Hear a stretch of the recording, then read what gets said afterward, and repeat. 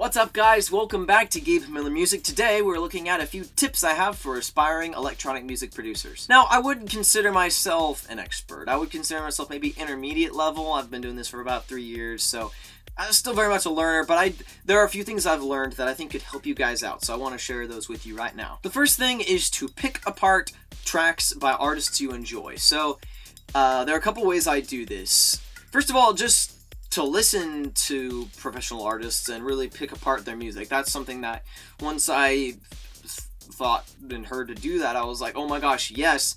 And sometimes we don't really think to do that. I know there's something to be said for not completely imitating other people, but when you're getting started, that's okay, because not very many people are going to hear your music in the first, few years of you doing and even putting out music. Not many people are going to hear it.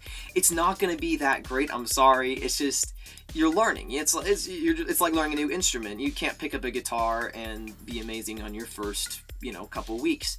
It takes years to get good at this stuff. So it's okay, and you learn through imitating. So it's okay to imitate other artists and really learn from them, especially when you're first getting started out. And everyone has influences. All right, so a few ways that I do this. Normally I'll go into somewhere quiet, put on headphones, and really listen to the music. Then I'll take a piece of paper and I will basically diagram the song. And there are two ways I go about this. This is the first way. So here I have two speakers to kind of show where the stereo spectrum is. And then I've just drawn in all the elements in between the speakers. So in the middle I have the kick, the clap, the hi-hat.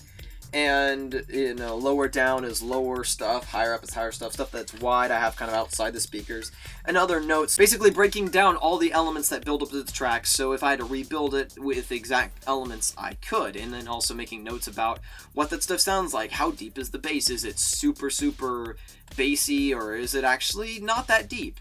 And, what do the leads sound like? Stuff like that, just making notes about all that stuff, and then applying it to my own musical ideas. The other way that I do it is for arrangement, and what I'll do there is I will take a piece of paper and draw a long line and then cut that off into little 8-bar or little maybe 1-inch segments that each segment represents 8 bars, and then I'll listen to a song starting at the beginning and just write down in each every 8 bars what changes, what part of the arrangement changes. So for instance, I might start off and just starts with a and then 8 bars in might add a hi-hat. And so I'll make a note of that. I'll say starts off with, high-passed kick, clap. And then the next 8 bars, add hi-hat here. Maybe there's an element that kind of automates in, it starts off soft and then keeps coming in. I'll make a note of that, make a little arrow, go doing this.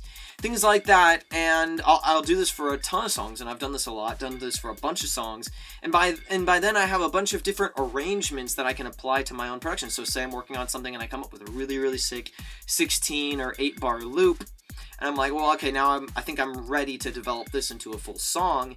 Now I'm equipped to do that, and that's been something that's been really, really helpful for me, is to learn how artists arrange and how they put together their songs. Another thing too is just to listen to how bassy is the kick drum really, and how, just stuff like that. How do they mix it?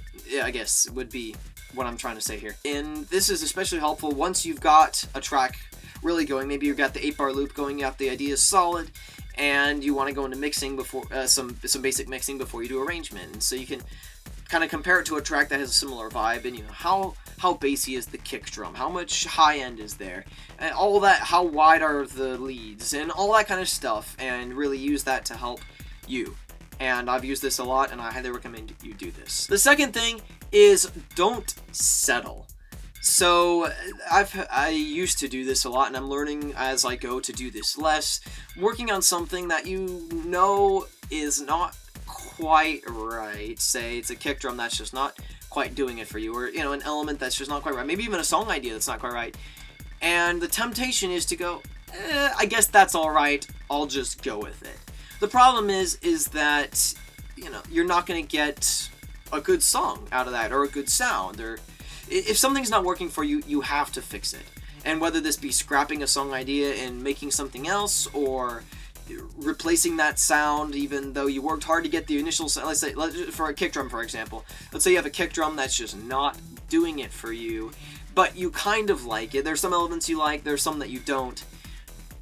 Take the time to go in and really refine that kick drum, or whatever it is, because you will be much more satisfied that way, and that's what the professionals do.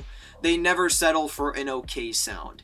They always put in the blood, sweat, and tears, so to speak, to really refine everything, and that's why everything on there sounds so good, because they put in a crap ton of work to make sure everything is sounded as good as it possibly could. So don't ever settle for just an okay sound. And third would be check out these resources that I'm going to recommend, because they're really, really good. And I think they've really helped me out, and I think they could really help you out as well. So I've already recommended a few things on the old how to get started in electronic music production, but I've discovered some new stuffs, and I just didn't remember to recommend some stuff. So the first thing is this site called dancemusicproduction.com. Now, they have training products. They're paid. They're not cheap, but they're worth the price.